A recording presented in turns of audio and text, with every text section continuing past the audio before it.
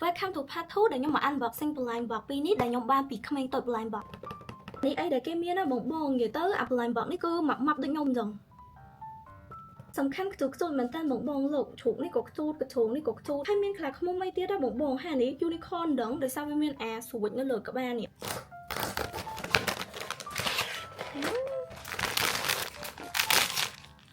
ជ្រូកអូយខ្ទូតតាអូយភ្នែកទូនមែន Oh my god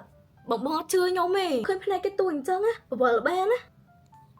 បងបងឃើញបបលបានណាតែខ្ញុំបបលទៅវាឡើងសលាវ like how can we do អញ្ចឹងឲ្យវាបបលបាននិយាយទៅខ្ញុំបានជ្រូកហ្មងប្រហែលខ្ញុំម៉ាប់ដូចជ្រូកដឹងគេចាឲ្យជ្រូកខ្ញុំហ្មងនេះនិយាយទៅ collection នេះគឺសិតតែយំហ្មងចង់បានកង្កែបហើយនឹងអណ្ដើក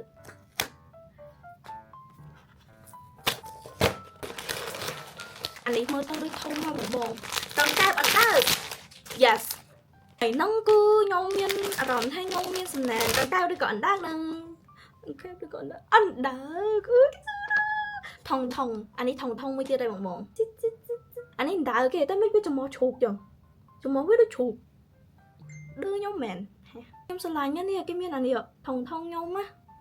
គេមានអាបូនេះពាក់ទៀតនេះអានេះប្រហែលញ៉ាបិទភ្នែកតែដឹងនេះគេបិទអញ្ចឹងមែនញ៉ាមុខអណ្ដើកគេតែពីនេះសិតតែខ្ញុំស្រឡាញ់អានេះជ្រូកអីចឹងវាខ្ទូតថានេះអណ្ដើកដែលខ្ញុំចង់បានសំខាន់មានស្នូកទៀតពីមុខអត់សូវខ្ទូតមែនទេតែវាមានចំមុះជ្រូកយោងប៉ុន្តែខាងក្រោយខ្ទូតសាហាវនេះអណ្ដើកគេអរគុណខាងក្មេងតបឡាញបកមែនតើដែលបាន send gift ឲ្យខ្ញុំអញ្ចឹងមកកុំភ្លេចចូលទៅ check account គាត់ផងខ្ញុំនឹងដាក់ account គាត់នៅលើហ្នឹង Yes bye bye